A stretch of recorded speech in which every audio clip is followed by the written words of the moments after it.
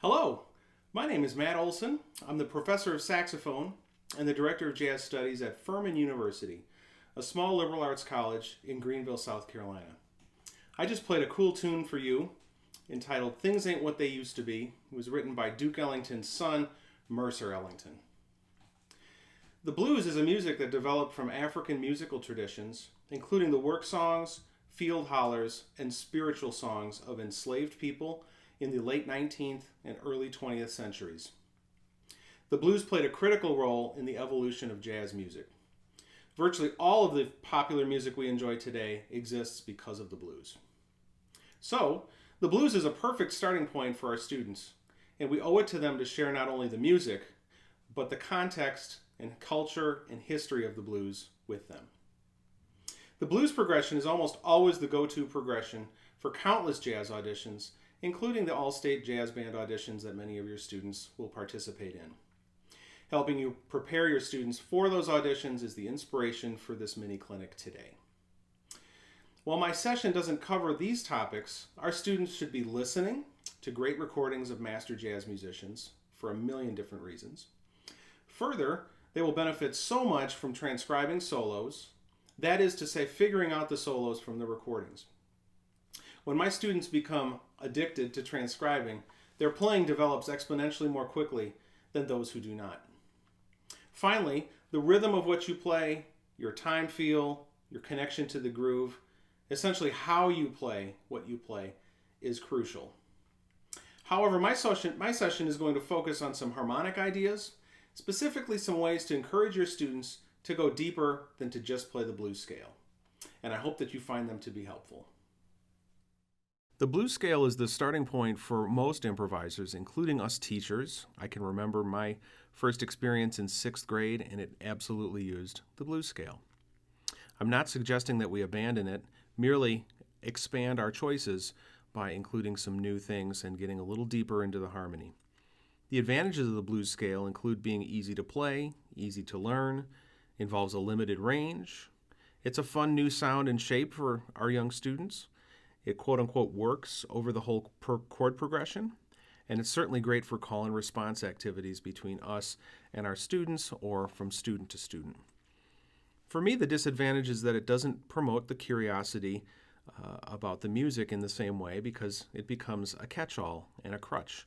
I have students who ask me, what blues scale do I use on this tune? When in fact, the tune is more complicated than that. I like to have choices when I improvise, and that's what I am trying to instill in my students. In today's session, I just simply want to offer you some very easy things to share with your students to help them invest more in the harmonic framework of the blues so that when they do use the blues scale, it has more impact because it is part of a menu of choices they can make when they solo. The blues progression that your students will be most familiar with is the one that you see here.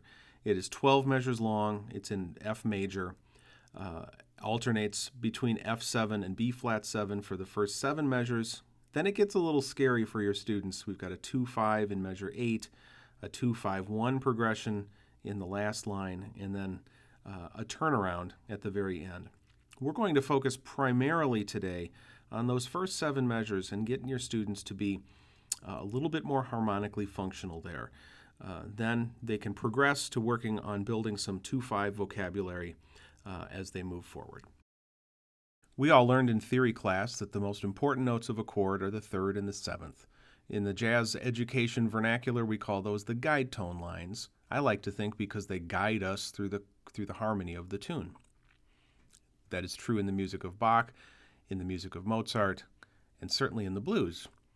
As we look at the guide tone lines for the blues progression, we notice that most of those chord tones are always a half step, maybe a whole step, but usually a half step away from the same kinds of tones in the next chord.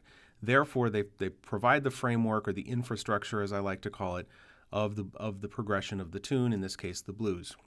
I'm going to play one chorus where I just play whole notes on the guide tone lines for you.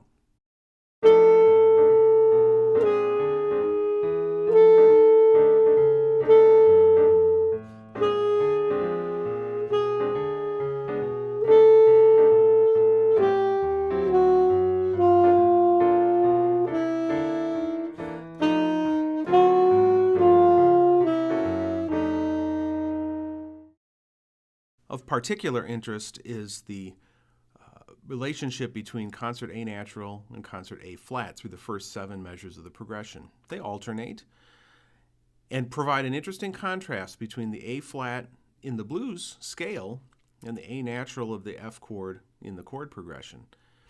I'm going to play you one chorus, well, most of a chorus, where I only play those notes back and forth.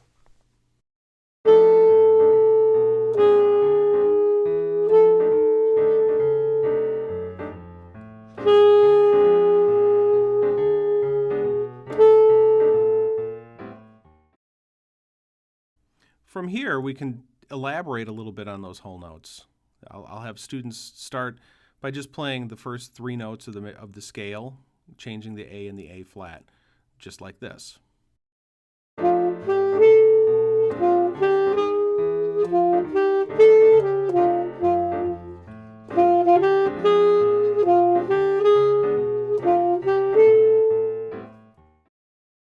Or we'll do it with the triad. So in the F chord, we'll play F major triad. On the B flat chord, we'll play F minor triad, like this.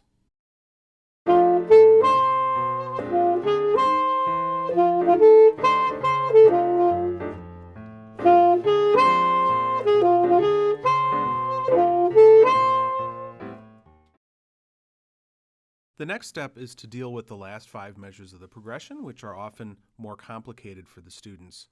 So the first thing I do is I just have them play their blues scale over those 5 measures. So what you see in front of you here is a sample of a very easy chorus that a student might be able to play, where they play the concepts that we've discussed so far in the first 7 bars, and then freely sort of improvise on the blues scale in the last 5. I'm going to play a chorus that is similar to that for you now.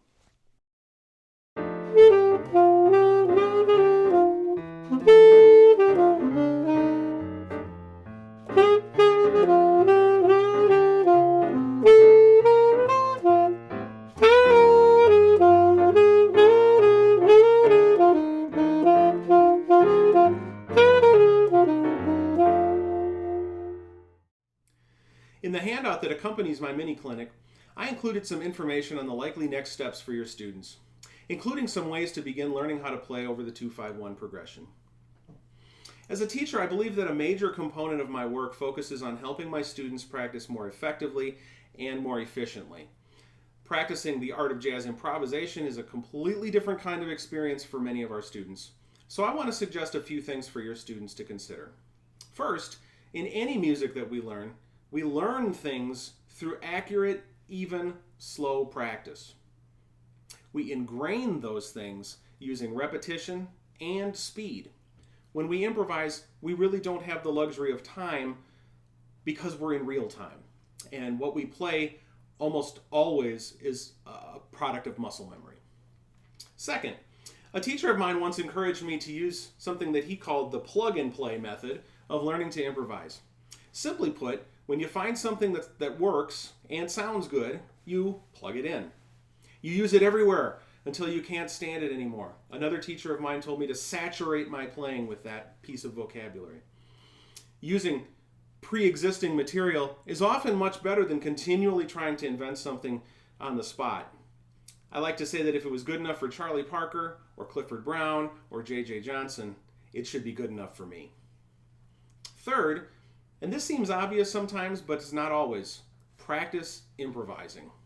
It's important not only to simply learn the vocabulary, but to practice actually using it, implementing it, trying it. I encourage my students to play lots of choruses on whatever tune they're learning so that they get in that act of practicing improvising. I think that some students skip this step and their solos suffer as a result. Thank you so much for watching my mini clinic today. I've enjoyed sharing this little bit of information with you, and I hope that it helps your students as they try to dig a little bit deeper into this great music of ours. If I can be of more help to you or your students, please find me at mattolsonmusic.com and send me a message. Thank you.